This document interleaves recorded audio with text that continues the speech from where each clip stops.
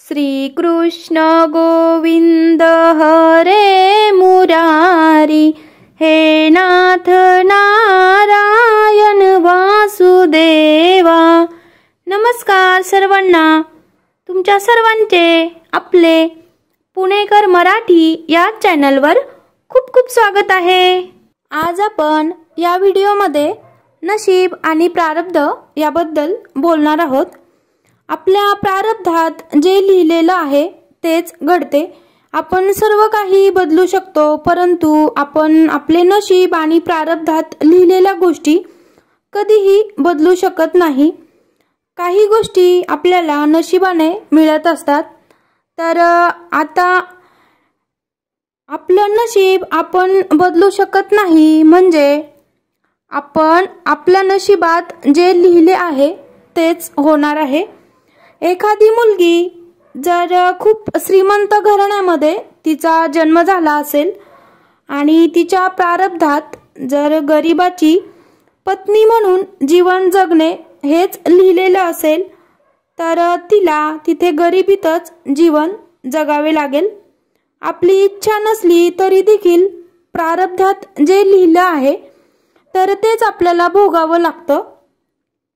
खूप जणांना वाटत असेल की आम्ही खूप देवाची भक्ती करतो तर आमचं प्रारब्ध बदलू शकेल, तर आपण कितीही ईश्वराची भक्ती केली तरी देखील आपण आपले प्रारब्ध बदलू शकत नाही। केवळ तुमच्या आयुष्यात आलेले दुःख कमी होऊ शकते देवाच्या कृपेने। साक्षात देवादिकांना देखील प्रारब्ध बदलता आले नाही, तर आपण एक साधारण मनुष्य आहोत। आणि प्रभू रामचंद्रांना देखील 14 वर्ष वनवासात जावे लागले। देव असून देखील त्यांच्या प्रारब्धात लिहिलेलं त्यांना चुकले नाही। तसेच श्रीकृष्ण स्वतः भगवंत असून देखील त्यांचा जन्म बंदीखान्यात झाला। तर आज आपण या व्हिडिओमध्ये आपलं प्रारब्ध बदलू शकत नाही हे एका पौराणिक कथेद्वारे समजून घेऊयात। तर आपला जन्म, लग्न आणि मृत्यू हे जिथे लिहिलेलं असेल तिथेच आपले प्रारब्ध आपल्याला ओढून घेऊन जाते। आणि या 3 गोष्टी अशा आहेत ज्या केवळ प्रारब्धानुसारच होतात। कथा पुरातन काळातली आहे, तर चला मग आपण कथा बघूयात। तर रावणाने मुलगी झाल्यानंतर ब्रह्मदेवांना विचारले, या मुलीचं लग्न कोणाबरोबर होणार आहे?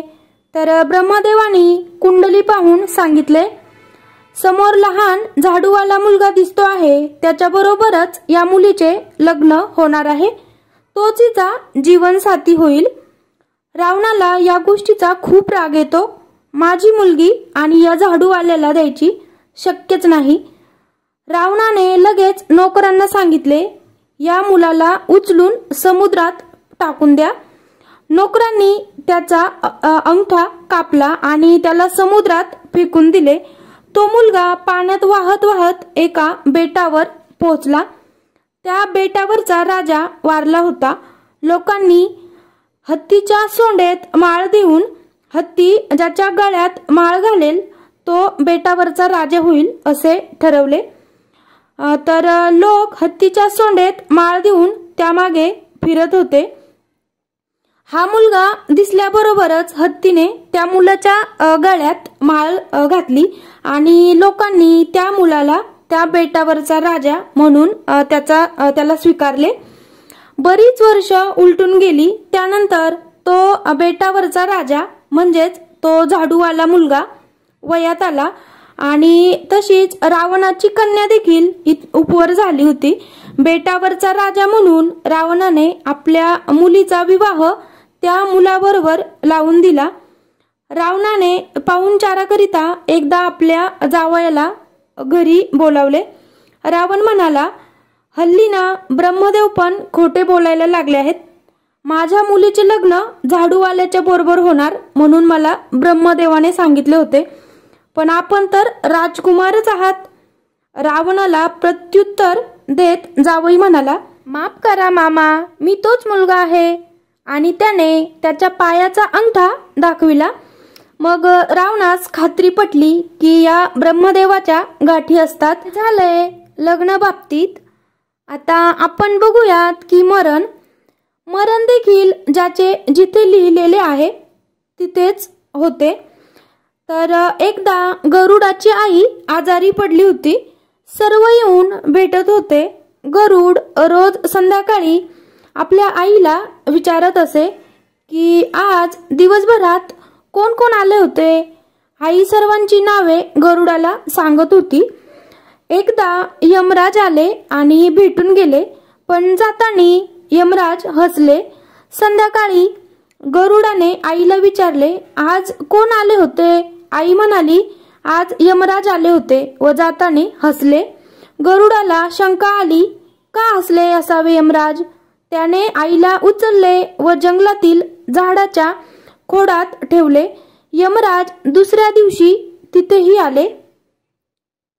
गरुडाने यमराजांना विचारले, आपण काल माझ्या आईला भेटण्यासाठी आला होता, त्याबद्दल मी आपला आभारी आहे, पण जाताना आपण का हसला. यमराज म्हणाले, तुझ्या आईचा मृत्यू या झाडाच्या खोडात असताना अजूनही घरात कशी, म्हणून हसलो. गरुडाने झाडाच्या खोडात पाहिले तर त्याची आई झाडाच्या खोडात वारली होती. तात्पर्य, कोणाचा मृत्यू बसमध्ये, कोणाचा रस्त्यावर, तर कोणाचा पाण्यात, तर कुणाचा ॲक्सिडेंटनी देखील, तर कुणाचा आत्महत्या करून होतो. आणि हे सर्व काळाच्या हातात आहे. पण काळाचा सूत्रधार मात्र भगवंत परमात्मा आहे.